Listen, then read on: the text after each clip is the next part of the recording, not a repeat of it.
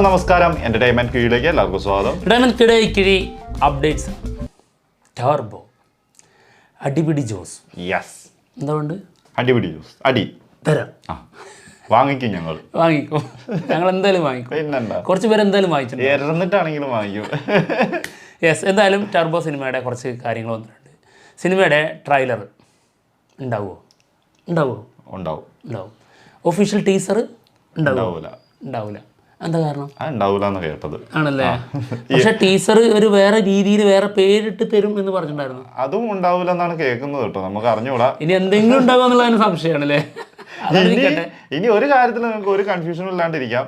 ട്രെയിലറിന് അധികം താമസമൊന്നും ഉണ്ടാവില്ല, പെട്ടെന്ന് തന്നെ പുറത്തു വരാൻ ചാൻസ് ഉണ്ട്. ഞാൻ തിരിച്ചാണ് പറയുന്നത്, ട്രെയിലറിന്റെ കാര്യത്തിലും സംശയമാണ്. അതിന് ഒരുപാട് കാരണങ്ങൾ ഉണ്ടാകാതിരിക്കട്ടെ. സിനിമ 23 റിലീസിനെത്തും. അത് വിശ്വസിച്ചിരുന്നോ? ട്രെയിലർ ഒന്നും നിങ്ങളിപ്പോൾ പ്രതീക്ഷിക്കുന്ന വേണ്ട. ഭയങ്കര പ്രതീക്ഷയിലിരിക്കുകയായിരുന്നു. അതായത് കഴിഞ്ഞ ദിവസങ്ങളിലെ റൂമറുകളൊക്കെ വരുന്നുണ്ടായിരുന്നു, 10-ാം തീയതിനുള്ളിൽ ട്രെയിലർ വരും എന്നുള്ളതൊക്കെ. നമുക്ക് പ്രതീക്ഷ വിട്ടിട്ടില്ല, ചെറുതായിട്ട് പ്രതീക്ഷിക്കുന്നുണ്ട്. സംഭവമുണ്ട്, പക്ഷെ നടന്ന കാര്യങ്ങൾ വെച്ച് എന്തെന്ന് പറയുന്നില്ല.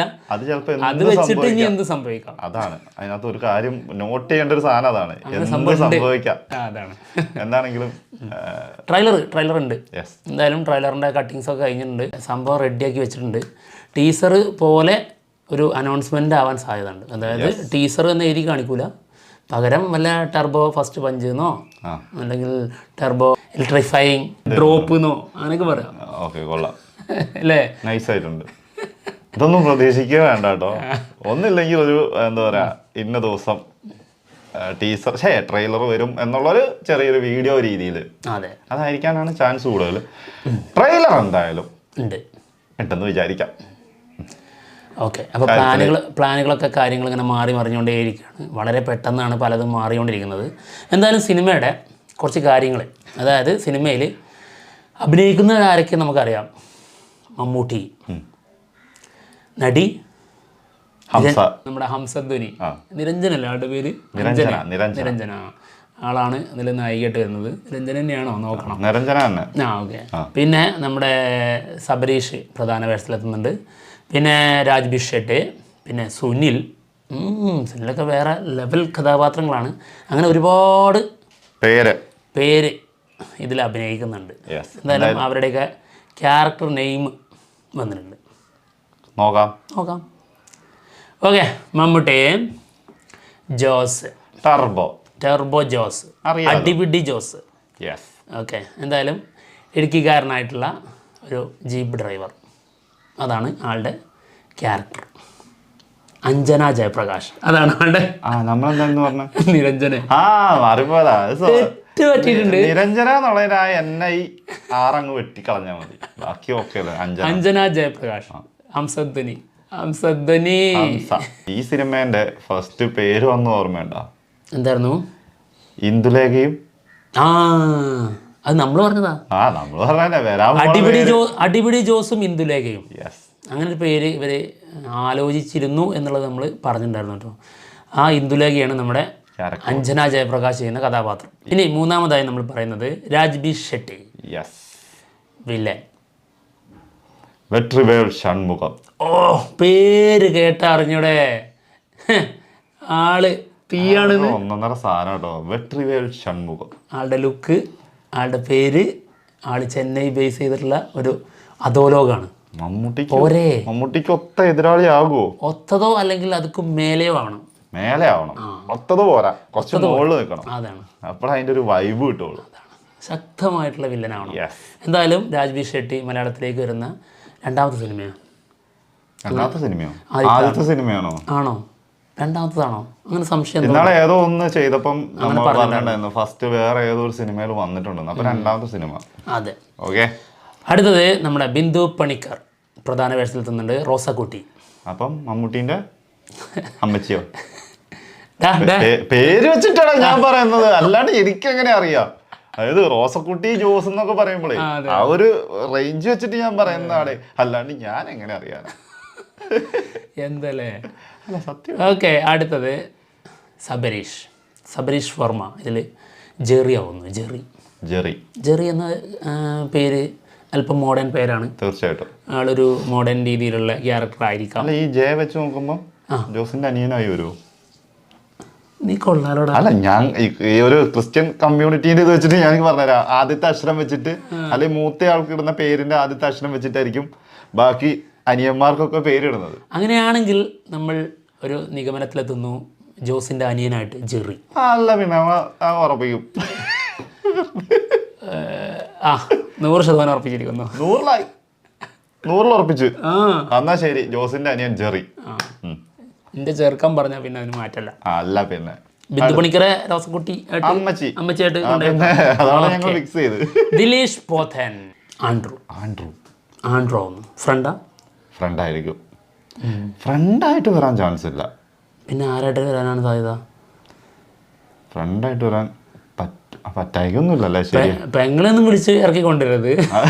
ഫ്രണ്ടിനെ കൊണ്ടുവന്നില്ലെങ്കിലും അതെ, അതൊരു സത്യം. ചിലപ്പോ ഫ്രണ്ടായിട്ടായിരിക്കും കേട്ടോ. ഫ്രണ്ടായിട്ട് ആവാൻ മേ ബി. അതെ. സുനിൽ നമ്മുടെ മലയാളത്തിൽ ആദ്യമായി അഭിനയിക്കുന്ന സിനിമയാണ് ടർബോ. അതിൽ ഓട്ടോ ബില്ലായിട്ടാണ് ആൾ വരുന്നത്. ഓട്ടോ ബില്ല നല്ല കിടിലൻ പേരാണല്ലോ. പക്ഷെ പേര് കേട്ടിട്ടൊരു കോമഡി ഫീൽ ചെയ്യുന്നുണ്ടല്ലോ അളിയ. ഓട്ടോ ബില്ല. പക്ഷെ ബ്ലാസ്റ്റ് മോഹന്റെ തട്ട് തന്നെ അത് എപ്പോഴും അത് അവിടെ തന്നെ ഉണ്ടാവും. ഓട്ടോ ബില്ല എന്തായാലും ഫസ്റ്റ് മലയാളത്തിലേക്കുള്ള വരവാണ്. ഗംഭീരമാവട്ടെ. അതെ. അടുത്തത് പിന്നെ നമ്മുടെ ജോണി ആന്റണി കണ്ട്. വാക്കച്ചൻ ആരായിരിക്കും? പറയും നീ.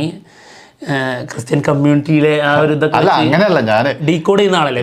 ഇപ്പൊ എന്റെ വീട്ടിലെ കാര്യമല്ല എനിക്കറിയുള്ളൂ. അപ്പുറത്തെ വീട്ടിലെ കാര്യം ഞാൻ അങ്ങനെ പറയും. എല്ലാവരെയും ഓരോരുത്തർ കൊണ്ടുപോയിട്ട് ഞാൻ അങ്ങനെ പറഞ്ഞു കൊടുക്കും. ഇപ്പൊ ടർബോ ജോസിന്റെ അമ്മച്ചീനെ കണ്ടുപിടിച്ചു, അനിയനെ കണ്ടുപിടിച്ചു, കൂട്ടുകാരനെ കണ്ടുപിടിച്ചു. ജോണി ആന്റണി ഇനി ബിന്ദു പണിക്കർ ചേച്ചിയാണെങ്കിൽ, അല്ലെങ്കിൽ ബിന്ദു പണിക്കർ പെങ്ങളാണെങ്കിൽ ജോണി ആന്റണി അളിയനായി വരാം. കൊള്ളാം. ഇതൊക്കെ എടുത്തു വെച്ചിട്ട് ഇതിനടിയത്തെ കമന്റാണ് ഞാൻ ആലോചിച്ചത്. എന്റെ പൊന്നളിയ, കൊള്ളാം. എല്ലാം ഇവൻ പറയുന്ന ആട്ടോ. അപ്പൊ ജോണി ആന്റണി വക്കച്ചനായിരുന്നു. വല്ല അച്ഛൻ കഥാപാത്രമാണോ? അതും പറയാൻ പറ്റില്ല. അതുകൊണ്ടല്ല. അല്ല, എന്നാലും വക്കച്ചൻ എന്നുള്ള. ഒരു മിനിറ്റ്, ആൻഡ്രൂ എന്ന് പറഞ്ഞാൽ എന്തായിരുന്നു? ദിലീഷ് പോത്തനല്ലേ? ദിലീഷ് പോത്തൻ. അത് അല്ല, അച്ഛൻ എന്നുള്ള ഈ ഫാദർ എന്നുള്ളത് ആദ്യം തന്നെ കൊടുക്കും. ഫാദർ ആൻഡ്രൂ എന്നുള്ള ക്യാരക്ടർ തന്നെ കൊടുക്കും. അങ്ങനെ കൊടുക്കൂലേ? ഇതൊക്കെ ജസ്റ്റ് സസ്പെൻസിൽ നിർത്തിയിരിക്കുകയാണ്.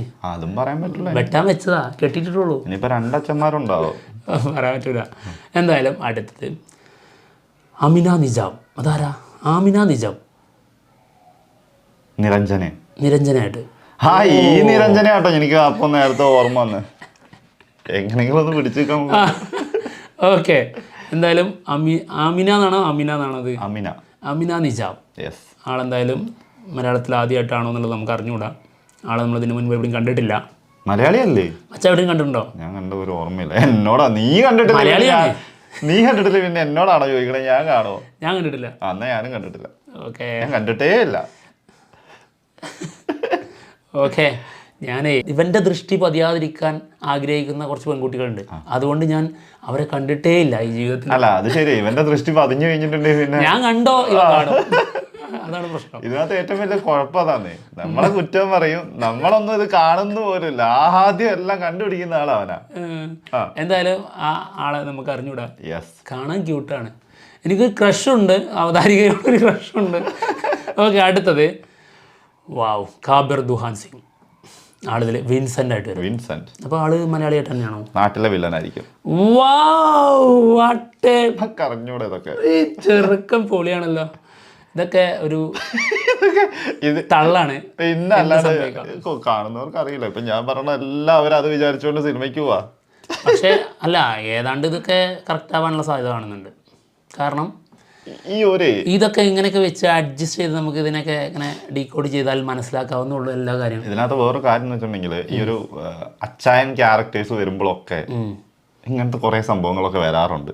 അങ്ങനത്തെ ഒരു സിനിമ വന്നിട്ടുണ്ടെങ്കിൽ തന്നെ. പക്ഷെ നാട്ടിലെ വില്ലനാണെന്ന് എങ്ങനെ അച്ചായൻ കഥാപാത്രം ഒന്ന് വിൻസെന്റ് എന്ന് തീരുമാനിച്ചു? വേറെ വിൻസെന്റ് എന്ന് പറഞ്ഞാൽ പുറത്തുള്ളതൊന്നും കാണുന്നില്ലല്ലോ. അതായത് പുറത്തുനിന്ന് അല്ലെങ്കിൽ അന്യഭാഷയിൽ നിന്ന് വന്ന നടന്മാരുടെ ഒന്നും പേരുകളില് അങ്ങനത്തെ ഒരു സാധനം ഇതുവരെ കണ്ടിട്ടില്ല. അതായത് ഒരു മലയാള പേരില്ല. ഇല്ല, മലയാളിത്തമുള്ള ആ സാധനം വന്നിട്ടില്ല. കള്ള നുണ പറയാലേ നായ്ക്കളേന്ന് ചോദിച്ചത്. വെട്ടി നുറുക്കൂട്ടോ. ആ പറ. മനസ്സിലായോ? പറഞ്ഞോ മനസ്സിലായോ? ആ തെറിവിളി. ആ പറ പറ പറ. അല്ല പറഞ്ഞ് മനസ്സിലായോ? അതെ, അതായത് പുറത്തു നിന്ന് വന്ന ഒരു സ്റ്റാർ മലയാള തനിമയുള്ള പേരിൽ ഒരാൾ വന്നിട്ടില്ല. അപ്പോൾ അതുകൊണ്ട് തന്നെ വില്ലനായിട്ടായിരിക്കുമല്ലോ ആള്. അതെന്തായാലും ഉറപ്പല്ലേ. എന്തായാലും അപ്പോൾ നാട്ടിലെ വില്ലൻ എന്നുള്ളത് അതിൽ നിന്ന് ഡീകോഡ് ചെയ്ത് മനസ്സിലാക്കി. വേറെ ലെവലല്ലേ നമ്മുടെ ചിന്ത. അടുത്തതാ വരുന്നു നിരഞ്ജന അനൂപ്. അറിയാണ്ട് പറഞ്ഞു പോയതാ തുടക്കത്തിൽ നിരഞ്ജന. അതിപ്പോ 3 എണ്ണമായി വരുന്നു. ആ ഇവരും നായികമാരാണല്ലോ. അതെ, തെറ്റു പറയാൻ പറ്റില്ലല്ലോ. ഞാൻ ഈ നിരഞ്ജന ഉദ്ദേശിച്ചത്. പക്ഷെ ആളെ അംസധ്വനി എന്ന് പറഞ്ഞ കഥാപാത്രം ചെയ്തിട്ടില്ല. നീ എനിക്കിട്ടുണ്ടാക്കുവാണോ നീ ഇതുണ്ടാക്കുവാണോ? ആ ഓക്കെ. ആളെന്തായാലും ഇതില് സിത്താര എന്ന കഥാപാത്രമായിട്ട് ചെയ്യുന്നത്. സിത്താര ഡീകോഡ്. സിത്താര അതെനിക്ക് ആ ഒരു പിടുത്തം കിട്ടുന്നില്ല. അത് ചിലപ്പം ജെറിയുടെ കാമുകയായിരിക്കാം. കൊള്ളാലോ അല്ലെ? ഒരു ഹിന്ദു പെണ്ണിനെ കല്യാണം കഴിക്കുന്ന പ്രേമിക്കുന്ന ക്രിസ്ത്യൻ യുവാവ് ജോസിന്റെ അനിയൻ. ഓക്കെ. അപ്പൊ അങ്ങനെയുള്ള കഥ ആ വഴിക്ക് പോകുമോ? അങ്ങനെയൊന്നും ആയിരിക്കില്ല. പക്ഷെ അതങ്ങനത്തെ ഒരു ചെറിയ തോതിലൊക്കെ കാണിച്ചു പോകുന്നുണ്ടാവായിരിക്കാം. എന്തായാലും അടുത്തത് നമോ നാരായണൻ. ഇയാളെ എവിടെ ഞാൻ കണ്ടിട്ടുണ്ടല്ലോ. ഇയാളെ കണ്ടിട്ടില്ല. എനിക്ക് പല സിനിമകളിലും തമിഴ് സിനിമകളിലും കണ്ടിട്ടുണ്ട്. മലയാളത്തിൽ കണ്ടിട്ടില്ല. നമ്മുടെ അതെ അതെ അതിന്റെ പേരുള്ളല്ലോ, ഉറങ്ങാത്ത പടം, നൻപകൽ നേരത്തെ മയക്കം.